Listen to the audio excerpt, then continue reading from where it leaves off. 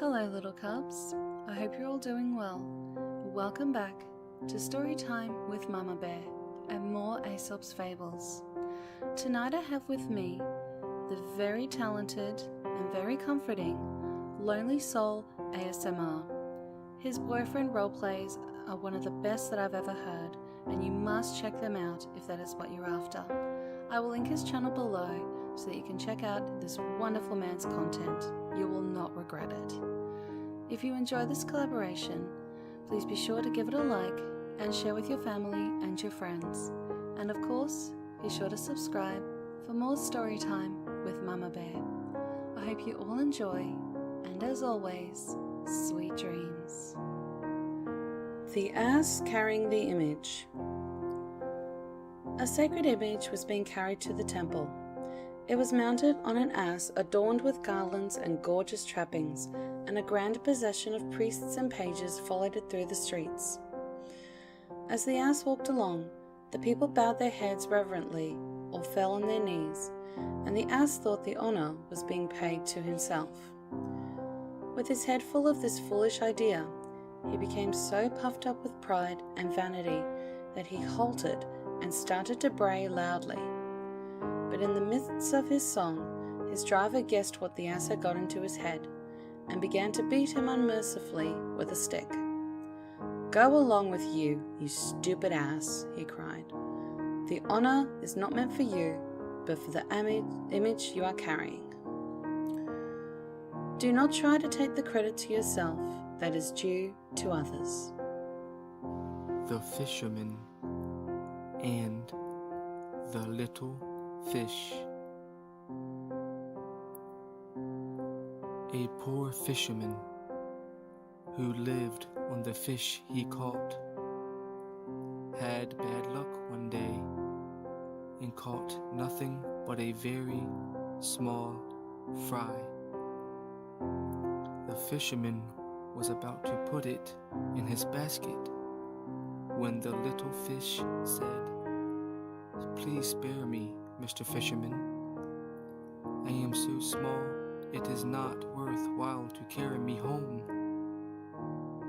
When I am bigger, I shall make you a much better meal."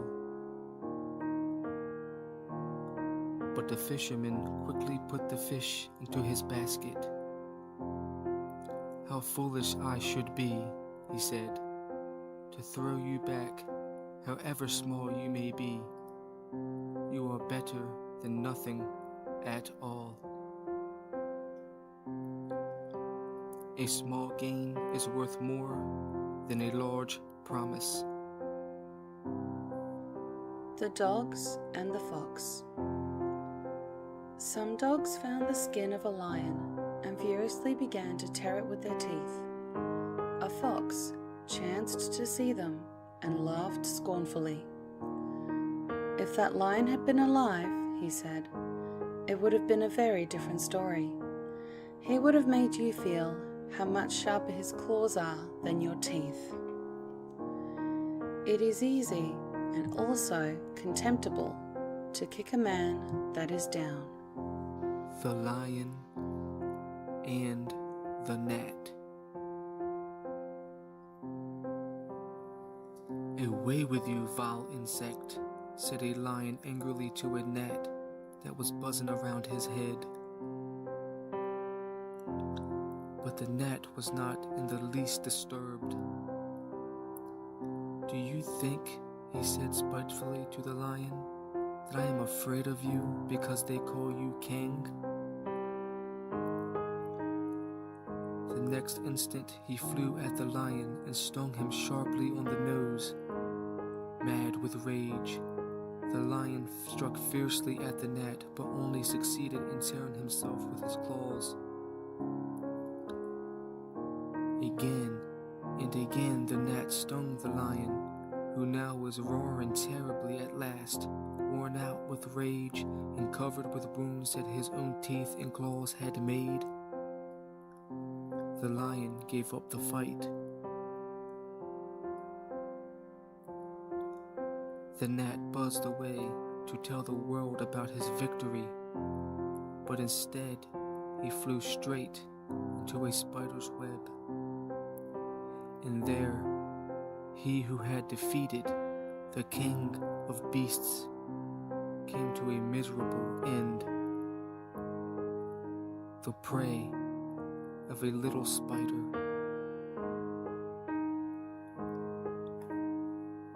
The least of our enemies is often the most to be feared. Pride over a success should not throw us off our guard. The hares and the frogs. Hares, as you know, are very timid. The least shadow sends them scurrying in fright to a hiding place. Once they decided to die rather than live in such misery. But while they were debating how best to meet death, they thought they heard a noise, and in a flash were scampering off to the warren. On the way, they passed a pond where a family of frogs was sitting among the reeds on the bank. In an instant, the startled frogs were seeking safety in the mud. "Look!" cried a hare. "Things are not so bad after all, for here are creatures who are even afraid of us." However unfortunate we may think we are, there is always someone worse off than ourselves. The young crab and his mother. "Why in the world do you walk sideways like that?" said a mother crab to her son. "You should always walk straight forward with your toes turned out." "Show me how to walk, Mother dear," answered the little crab obediently. "I want to learn." So the old crab tried and tried to walk straight forward, but she could walk sideways only, like her son. And when she wanted to turn her toes out, she tripped and fell on her nose.